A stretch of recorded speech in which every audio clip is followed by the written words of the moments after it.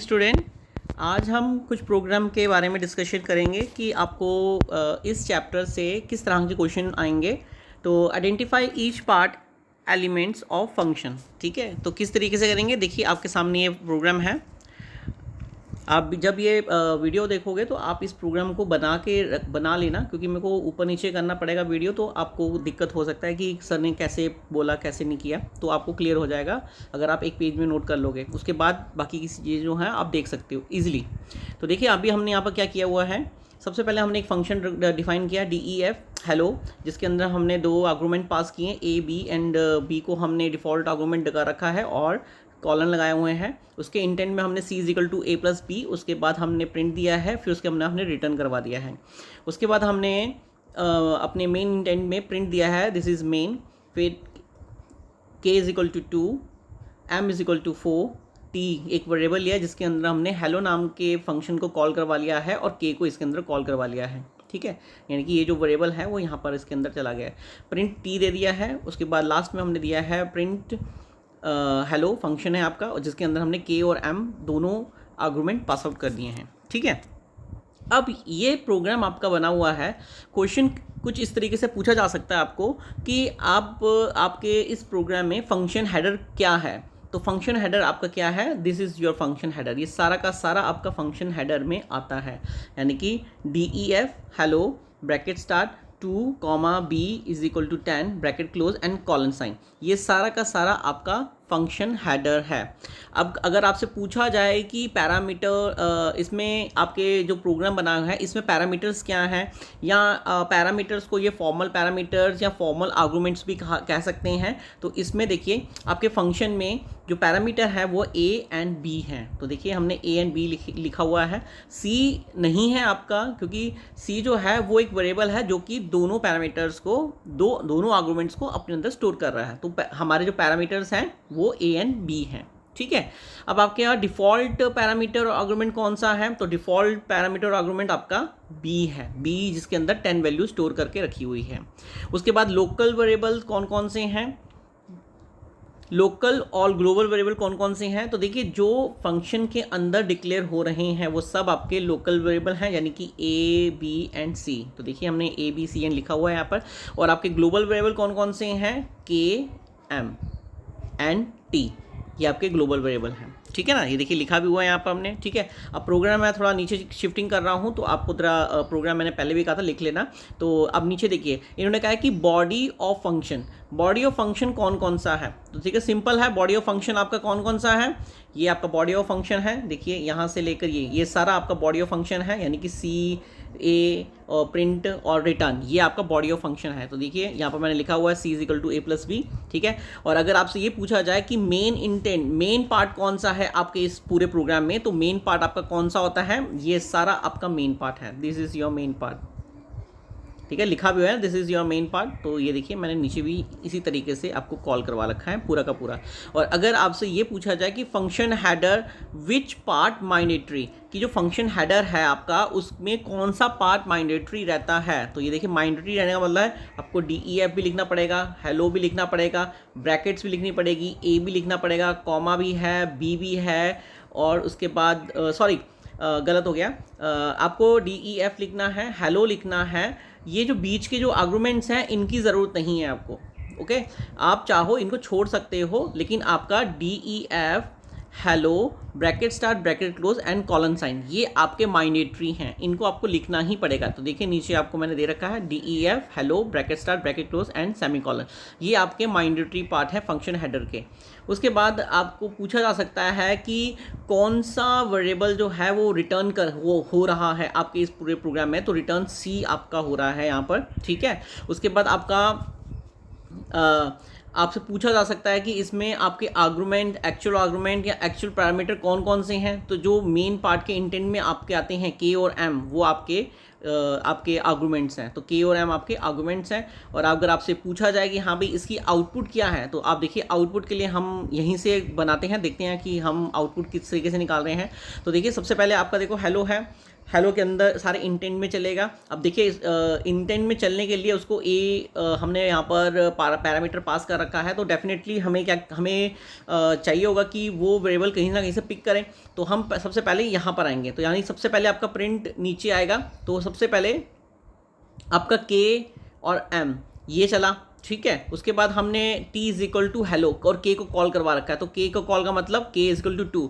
तो यहाँ पर जो a है वो 2 को काउंट करेगा, तो 2 c is equal to a plus b, तो 10 plus 2 is equal to print 12, यानी कि पहला आपका क्या आया 12, ठीक है। उसके बाद रिटर्न करवा दिया इसने, रिटर्न करवाया, तो अगेन ये क्या करेगा, रिटर्न सी हुआ है तो ये दोबारा से यहाँ पहुँच जाएगा।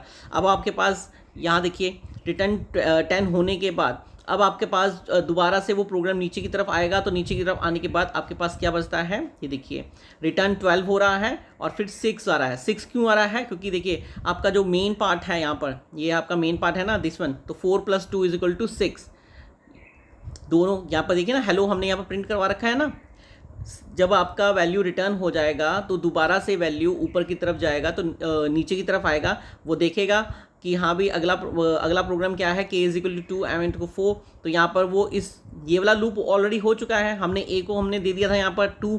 अब के और एम हमारे पास दोनों वेरिएबल ये यहाँ पर करेगा, ये दोनों के दोनों जो है ऊपर जाएंगे, ए प्लस बी, तो ए प्लस बी यानी कि 2 प्लस 4 इजिकल टू 6, प्रिंट 6 हो जाएगा और फिर आपका रिटर्न होगा, रिटर्न दोबारा से नीचे आएगा, तो आपका 6 आंसर प्रिंट आउट होगा। यानी कि ये देखिए नीचे लिखा है ना 12 और उसके बाद फिर 12 है, फिर 6 है, 6, यानी कि जब भी आप रिटर्न करवाते हो वैल्यू को वो प्रिंट आउट के लिए निकल जाती है, ठीक है। आपका प्रिंट भी निकल जाएगा और आपको आपका आंसर कुछ इस तरीके से मिलेगा। तो ये कुछ तरीके हैं, इन्हीं को आपको ध्यान में देखना है कि आपका लोकल क्या होता है, ग्लोबल क्या होता है, पैरामीटर्स कौन से हैं, आर्गुमेंट कौन से हैं, रिटर्न कौन सी वैल्यू हो रही है, फंक्शन हेडर कौन से हैं, आपका मेन पार्ट क्या है, आपका फंक्शन हेडर क्या क्या है, कौन कौन सी चीज़ें मैंडेटरी होती हैं। तो ये सारी चीज़ें आपको देखनी पड़ेंगी, ठीक है।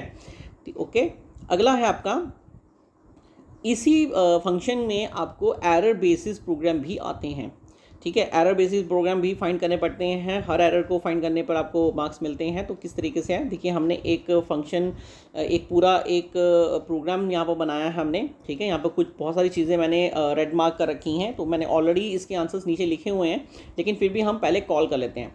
तो देखिए सबसे पहले आपका DEF है, DEF हमेशा आपका डी का पहला लेटर स्मॉल होता है, क्योंकि आपको मालूम है पाइथन जो है केस सेंसिटिव है, कोई भी कीवर्ड्स हैं या कुछ भी अगर हम डिक्लेयर करते हैं वो सारे के सारे स्मॉल लेटर्स में होते हैं, तो DEF आपका स्मॉल होगा। उसके बाद आपका 13H है, ये भी एरर है, क्योंकि 13H है, आपको मालूम है कि जब भी हम कोई आइडेंटिफायर डिक्लेयर करते हैं तो उसका पहला अक्षर कैपिटल लेटर होना चाहिए, उसके बाद आप 13 लिख सकते हो। तो पहला आपका एक करैक्टर है, उसके बाद इंटीजर वैल्यू आ सकती है, ठीक है। उसके बाद अब b इज इक्वल टू 2 और c is equal to this, ये भी आपका गलत है। क्यों गलत है, आपको याद होगा कि जो भी आपके डिफ़ॉल्ट आर्गुमेंट पास आउट हम करते हैं वो आपके लास्ट में जाते हैं, यानी कि c, b is equal to 2 आप यहाँ पर डिक्लेयर कर सकते हो। उसके बाद p आपका कैपिटल है, वो स्मॉल में होना चाहिए, ठीक है। आपका रिटर्न भी बिल्कुल सही है, अगर आपने रिटर्न कुछ करवाया नहीं है तो वो रिटर्न कुछ नहीं करेगा, लेकिन आपका चलेगा। उसके बाद लास्ट का ये है, ये आपको मालूम है मैंने कुछ 2-3 वीडियो पहले आपको बताया होगा शायद, कि रिटर्न के बाद अगर हम कोई भी स्टेटमेंट लिखते हैं तो वो आपके प्रिंट आउट में नहीं आती है, तो ये भी आपका एरर है, ठीक है। उसके बाद देखिए हेलो है, तो डेफिनेटली हमने यहाँ पर हेलो जब आपको बताया था कि 13 पहला जो करैक्टर है वो आपका इंटीजर नहीं होना चाहिए, करैक्टर फॉर्मेट में होना चाहिए, तो हेलो 13 आपका आना चाहिए। उसके बाद आपने 2 और 3 लिखा है, उसके बाद 4 दो वेरिएबल डिक्लेयर किए हैं, ठीक है। उसके बाद ए और बी को आपने कॉल किया, ये भी आपका एरर है, तो इस तरीके से आप इसको सही कर सकते हो। तो यही मैंने नीचे लिखा हुआ है। सबसे पहला आपका DEF है, लोअर केस में होना चाहिए, ठीक है। आपका 3 हेलो है, can not start with number, पहला आपका नंबर नहीं हो सकता है, तो हेलो 13 हो सकता है। Default argument can not used before default argument can not be use before not defined, कि नॉन डिफाइंड होते हैं। तो C comma B equal to वो एरर है आपकी। फिर हेलो, अगर आपके वहाँ पर कॉलन आपके जब ऊपर आपने फंक्शन डिफाइन किया था उसके पीछे अगर कॉलन साइन नहीं है तो भी ये गलत है, अगर आपके सेमी कॉलन है तो भी ये गलत है, और अगर आपने ये लिखा हुआ है तो आपका सही आंसर आएगा।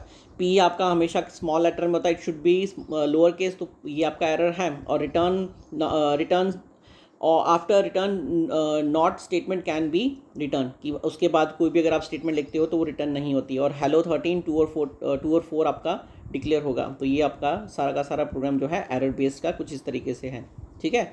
तो इसी तरीके के कुछ एरर्स आपको भी मिल सकते हैं, आपको ध्यान रखना है कि किन चीज़ों में एरर आता है, किन चीज़ों में एरर नहीं आता है, ठीक है। Okay, now come to the next है। अब अगला है फ्लो ऑफ एग्जीक्यूशन, कि आपका जो प्रोग्राम है वो किस तरीके से एग्जीक्यूशन करता है। तो बहुत इंपॉर्टेंट है, इसको अच्छे से अंडरस्टैंड कीजिए। देखिए आपका ये प्रोग्राम पूरा का पूरा मैंने यहाँ पर लिखा हुआ है। तो सबसे पहले हम प्रोग्राम को देख लेते हैं। सबसे पहले हमने एक DEF डिक्लेयर किया जिसके अंदर हमने एक आर्गुमेंट पास किया है, उसको प्रिंट दिया, फिर इंक्रीमेंट किया, फिर हमने उसी के अंदर हमने एक m लेकर एक वेरिएबल लिया जिसके अंदर हमने टुडे नाम का एक फंक्शन एग्जीक्यूट करवाया, फिर m is equal to m+2 दिया, फिर उसको प्रिंट करवा दिया। फिर उसी के अंदर हमने क्या कहते हैं एक DEF एक फंक्शन बनाया टुडे नाम का, टुडे नाम को उसको पी को कॉल करवाया, पी को प्रिंट करवाया। फिर इसके अंदर हमने एक फंक्शन बनाया, फंक्शन के अंदर हमने पी को कॉल करवा लिया है, रिटर्न टी करवा दिया है। उसके बाद हमने DEF एक और फंक्शन बनाया फन नाम का, और उसके बाद हमने n is equal to n multiply by 2 दिया है और रिटर्न n करवा दिया है। उसके बाद हमने हेलो 2 लिखा है और प्रिंट थैंक्स लिखा है। तो ये जितना प्रोग्राम हमने यहाँ पर लिखा हुआ है ये एज इट इज़ आपको देखना है, लिखना है। तो देखिए मैंने नंबर ऑफ काउंटिंग भी लिखा हुआ है यहाँ पर 1 से लेकर 15 तक, ये आपके सारे नंबर्स बनते हैं, ठीक है। अब देखिए आपका जो फ्लो ऑफ एग्जीक्यूशन है वो किस तरीके से चलता है।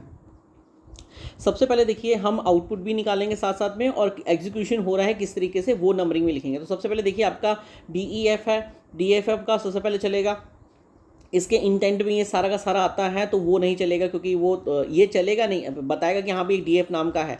उसके बाद आपका 7 नाम का चलेगा, हमने 7 लिख दिया है, 7 भी आपका एक फंक्शन है। उसके बाद हमने ये आपका 11 है वो भी आपने यहाँ पर लिख दिया है, 11 आपका फंक्शन है। उसके बाद 14 चलेगा, क्योंकि सबसे पहले आपका मेन इंटेंट है हेलो, क्योंकि देखो हेलो हमारा एक फंक्शन है जो कि डिफाइन कर रखा है हमने ऊपर, लेकिन वो चलेगा कैसे, जब उसको मेन से कुछ रिस्पॉन्स मिलेगा, क्योंकि मेन में ही हम अपने वेरिएबल को डिक्लेयर कराते हैं। तो हेलो के अंदर हमने 2 लिखा हुआ है यहाँ पर, तो इसका मतलब है कि जो हेलो फंक्शन है जिसके अंदर हमने ए डिक्लेयर कर रखा है वो क्या कर रहा है, इस 2 को सपोर्ट कर रहा है। तो जो भी वैल्यू इसके अंदर लिखी होगी वो ए के अंदर स्टोर हो जाएगी, ठीक है। अब सबसे पहला इंपॉर्टेंट कि जब आपने हमारा यहाँ पर 14 एग्जीक्यूट हुआ तो 14 के बाद सीधा वो कहाँ जाएगा, 1 के पास जाएगा। देखिए मैंने यहाँ पर 1 लिखा हुआ है, 1 के बाद वो फिर 2 आपकी सेकंड उसके, अब उसको वैल्यू मिल गई है तो वो क्या करेगा, अब उससे अगला लूप चलेगा। तो प्रिंट ए है, तो प्रिंट ए का मतलब क्या हुआ है, आपका 2 प्रिंट आउट में आ जाएगा। देखिए मैंने 2 प्रिंट आउट में लिखा हुआ है, तो यहाँ पर मैंने देखो हेलो पार्ट में 2 है, ये आपका प्रिंट आउट में आ चुका है, ठीक है। अब देखिए सेकंड क्या है, इसके बाद हमारा फिर उसके बाद थर्ड स्टेप चला, सेकंड हमारा कंप्लीट हो चुका है, थर्ड स्टेप चला, थर्ड है हमारा a+1, यानी कि अब आपका जो a है वो 3 हो गया है। उसके बाद हमने उसके बाद आपका 4 क्या है आपका m is equal to today a। अब हमारे पास जो टुडे नाम का एक फंक्शन a जो है यहाँ पर 3 हो रखा है, ठीक है ना, यहाँ पर 3 हो गया है। और टुडे नाम का क्या है हमारा एक फंक्शन है, तो टुडे नाम का फंक्शन ये है, एग्जीक्यूट करेगा तो यहाँ से वो क्या करेगा, यहाँ पर शिफ्ट हो जाएगा। मैंने एरो की भी बना रखे हैं, आप देखिए यहाँ पर एरो की मैंने बना रखा है, यहाँ से वो यहाँ पर शिफ्ट हो गया। यानी कि अब यहाँ पर ए कितना था, 3 था, यानी कि अब पी कितना हो गया है, 3। प्रिंट पी, तो प्रिंट पी का मतलब है, प्रिंट पी आपका 8 है, ये देखो 8th वाला, तो यहाँ पर 3 प्रिंट आउट हो गया है। तो ये देखिए आपका 5th स्टेप यहाँ पर लिखा है, 5th स्टेप जो मैं लिखा हुआ है यहाँ पर, ये कुछ इस तरीके से प्रिंट आउट में आ रहा है। उसके बाद हमने प्रिंट पी करने के बाद फिर हमने यहाँ पर 9 लिखा है। 9 आपका क्या है, फन नाम का एक फंक्शन है जिसके अंदर हमने पी को पैरामीटर को कॉल करवा रखा है, यानी कि जो 3 है वो इसके अंदर चला गया, और फन नाम का जो फंक्शन है वो आपका नीचे है, तो यहाँ से वो नीचे की तरफ शिफ्ट हुआ, यानी कि n आपका कितना हो गया है, 3। तो n is equal to n multiply by 2 is equal to 3 multiply by 2 is equal to 6, 3 multiply by 2 is equal to 6। Okay, यहाँ पर 6 हो जाता है। ओके, यहाँ पर देखो मैंने लिखा भी हुआ है 6 वैल्यू होने के बाद व्हाट विल बी हैपन, यहाँ से रिटर्न एन का रखा है, तो रिटर्न एन जब करवा रखा है तो वो किसको रिटर्न कर रहा है, अपने फंक्शन को, तो यहाँ से वो दोबारा यहाँ चला जाएगा। यहाँ जाने के बाद वो रिटर्न टी हो रहा है यहाँ पर, तो रिटर्न टी आपका कौन सा हो रहा है, इसको हो रहा है। अगेन यहाँ पर पहुँचने के बाद हमारे पास वैल्यू कितनी थी 6, तो अब 6 + 2, अब वहाँ पर जब ए 6 हो गया है तो एम यानी कि m के अंदर वो 6 स्टोर हो चुका है ना इस वक्त, तो m + 2 is equal to 6 + 2 is equal to 8। यहाँ आपका 8 आपका आंसर आ गया है। 8 आने के बाद हमारा प्रिंट आउट भी हो चुका है, प्रिंट आउट हमने दे दिया। ये सीक्वेंस आप देख सकते हो कि ये सीक्वेंस इसी तरीके से एग्जीक्यूट कर रहे हैं जैसे जैसे हमने बोला है। उसके बाद देखिए ये प्रोग्राम आपका टर्मिनेट हो जाता है। जब ये प्रोग्राम टर्मिनेट हो जाता है तो ऑलरेडी सारे रिटर्न हो चुके हैं, सब रिटर्न चल चुके हैं हमारे। उसके बाद वो सीधा 15 में आएगा। ये लास्ट स्टेप हमारा देखिए, लूप टर्मिनेट हो जाता है 6 पोजीशन में आकर। ये आपका मैंने क्रॉस लगा रखना है यहाँ पर, तो 6 प्लेस है वो, तो 6 में आकर आपका लूप टर्मिनेट हो जाता है। और लास्ट आपकी स्टेटमेंट है प्रिंट थैंक्स, तो लास्ट में आपका प्रिंट थैंक्स यहाँ पर डिस्प्ले कराएगा। तो इस तरीके से आपका ये सारा का सारा फ्लो ऑफ एग्जीक्यूशन आपका एग्जीक्यूट करता है। तो होप आपको ये क्लियर हो गया होगा। आप खुद से भी एक बार स्टडी करके देखना, इजी है, अंडरस्टैंडिंग है, आपको क्लियर हो जाएगा आसानी से ही। ठीक है, उसके बाद आपका आता है म्यूटेबिलिटी एंड इम्यूटेबिलिटी क्वेश्चंस, कि किस तरीके से क्वेश्चंस अपीयरिंग में आते हैं। कह रहा we can pass and list, कि हम एक लिस्ट पास करते हैं किसी फंक्शन के अंदर, एंड और उसके बाद क्या होता है कि we can simply double the element of list, कि हम उनके एलिमेंट्स को अगर डबल कर देते हैं तो किस तरीके से अगर ये प्रोग्राम बनता है, चलता है, तो हम ये देखेंगे। तो सबसे पहले देखिए हमने यहाँ पर क्या किया है, सिंपल प्रोग्राम बनाया है। सबसे पहले हमने DEF डिक्लेयर किया है हेलो, उसके अंदर हमने एक पैरामीटर पास किया हुआ है, या जिसको हम आर्गुमेंट भी कहते हैं, हमने आर्गुमेंट पास किया है, पैरामीटर नीचे होते हैं। ओके, और उसके बाद हमने यहाँ पर फॉर लूप लगाया है। देखिए अब हमें हर पार्ट को एग्जीक्यूट कराना है, तो हमें फॉर लूप लगाने की ज़रूरत पड़ेगी। एक्स इन रेंज लेंथ इसलिए है कि हमारा लूप कितनी बार चलना चाहिए वो यहाँ पर दे रखा है। फिर हमने T X is equal to T X multiply by 2 दे रखा है, ये आपका फॉर्मूला है। टी एक्स का मैं आपको अभी बताता हूँ कि टी एक्स है क्या एक्चुअल में। उसके बाद हमने प्रिंट दे रखा है और ID टी दे रखा है। ठीक है, तो ID डिक्लेयर करेगा कि उसका एड्रेस क्या है और टी प्रिंट आउट में आ जाएगा। हमने P इज इक्वल टू, हमने एक लिस्ट प्रिपेयर की है 3 4 2 7, ये आपकी लिस्ट है। ठीक है, लिस्ट होने के बाद हमने प्रिंट दिया बिफोर कॉलिंग P, एंड हमने फंक्शन एग्जीक्यूट करा है, और आफ्टर कॉलिंग P, और उसके साथ हमने ID भी दे दी है यहाँ पर। अब सबसे पहले देखिए हमने जो यहाँ पर P दे रखा है, हमें इसको क्या करना है, हमने लिखा ना आपकी डबल हो जाए, एलिमेंट्स डबल हो जाए, तो यानी कि 2 जब मल्टीप्लाई होगा तो आपका 6 होगा, 8 होगा, 4 होगा और 14 होगा। ये आंसर आना चाहिए आपका। अब देखिए आंसर तो आएगा, लिस्ट फॉर्मेट में है तो डेफिनेटली लिस्ट फॉर्मेट आपको मालूम है कि इंडेक्सिंग फॉर्म में चलता है, तो 0 1 2 3 ये आपका है। और आपको मालूम है कि यहाँ पर x की अगर हमने लेंथ डिक्लेयर नहीं की है तो वो हमेशा 0 से स्टार्ट करेगा। तो ठीक है, अब यहाँ पर t ये आपका जो देखिए p यहाँ पर हमने पैरामीटर हमने यहाँ पर लिखा है ना हेलो p, तो p आपका ये यहाँ पर शिफ्ट हुआ, और यहाँ पर हेलो आपका फंक्शन है, और फंक्शन आपका ऊपर जाएगा। ऊपर में आपका जो आपका पैरामीटर अंदर डिक्लेयर है वो t है, और यहाँ पर p है, तो उससे कोई फ़र्क नहीं पड़ता है। वो क्या करेगा, वो उसको रिप्लेस करेगा कि हाँ भाई अब जो भी वेरिएबल p के अंदर स्टोर था वो अब t के अंदर स्टोर हो जाएगा। अब t के अंदर स्टोर होने के बाद अब हमारा फॉर्मूला फॉर लूप चलेगा x 0, और t की लेंथ कितनी है तो आपको मालूम है 4 है। ठीक है, और अब t आपकी लेंथ 4 है। ठीक है, और अब t x दे रखा है, तो x क्या है आपका 0, और t क्या है आपका वेरिएबल, तो पहला वेरिएबल जो है आपका 3 है। ठीक है ना, ये यही तो बताता है कि टी एक्स का मतलब क्या होता है। यहाँ पर हमने लिखा ना टी एक्स, ये टी एक्स मतलब 0, पहली प्लेसमेंट उसकी 3 है, तो 3 उसकी 0 की जो मल्टीप्लाई है, तो 3 उसकी जो प्लेसमेंट है 3 multiply by 2 is equal to 6 हो जाए। उसके बाद फॉर लूप है, तो ये तब तक चलता रहेगा जब तक फॉर लूप टर्मिनेट नहीं होता, यानी कि 4 टाइम चलेगा 0 1 2 3, और यहाँ पर आपको TID और टी प्रिंट भी मिलेगा और TID भी प्रिंट मिलेगा। तो इसका मैंने यहाँ पर प्रिंट दे रखा है कि जब रन होगा प्रोग्राम तो बिफोर कॉलिंग सबसे पहले प्रिंट आउट में आएगा ना बिफोर कॉलिंग, तो बिफोर कॉलिंग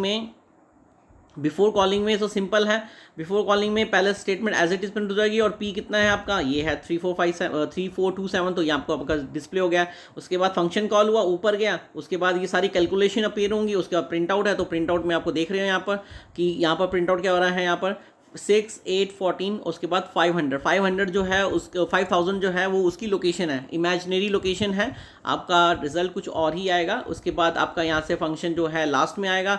आफ्टर कॉलिंग में आप देख सकते हो, आफ्टर कॉलिंग के बाद भी 6, 8, 14 ये आपका डिस्प्ले करेगा और उसके बाद 5000 डिस्प्ले करेगा।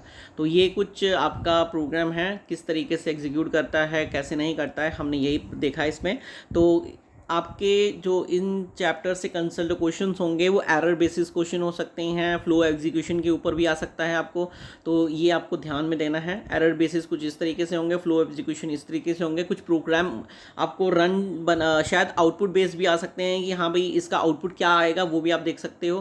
तो कुछ क्वेश्चन इस तरीके से आपको बनेंगे, तो आपको ये देखना है। और ये जैसे ये फर्स्ट मैंने आपको आइडेंटिफाई द ईच पार्ट कि आपका जो प्रोग्राम बना रखा है उसमें आपको उन प्रोग्राम के ऊपर बेसिस लेकर आपको क्वेश्चन पुटिंग किया जा सकता है और आपको उनको आंसर देने हैं। सारे क्वेश्चन जो हैं आई थिंक 1 मार्क्स के होंगे, तो आपको बहुत अच्छे से ध्यान से इस चीज़ को अंडरस्टैंड करना है, ठीक है। जिनके पास बुक्स आप वीडियोस देखिए, उसके बाद बुक्स भी अंडरस्टैंड कीजिए। ये आपका फंक्शन का लास्ट चैप्टर है, इसके बाद फंक्शन टॉपिक फिनिश हो जाता है। तो आप अच्छे से वीडियो को देखिए, अंडरस्टैंड कीजिए। जितनी वीडियोस अभी तक मैंने आपको सेंड की हैं सारी वीडियोस अच्छे से देखिए, और उसके बाद आपके वो बुक है, बुक से भी परफॉर्म कीजिए, पढ़िए, समझिए। कोई चीज़ अगर क्लियर नहीं होती है तो आप मुझे बता सकते हैं, ठीक है। तो we will discuss that things, okay. तो आज का वीडियो इतना ही है। अच्छे से वीडियो को देखिए, अंडरस्टैंड कीजिए, क्वेश्चंस किस तरह से आते हैं, किस तरह से हम उनको आउटपुट में लेते हैं, क्या है फ्लो ऑफ एग्जीक्यूशन कैसा कैसा चल रहा है, ये ज़रा आप ध्यान से देखिए, ठीक है। आज का वीडियो इतना ही है। Thank you.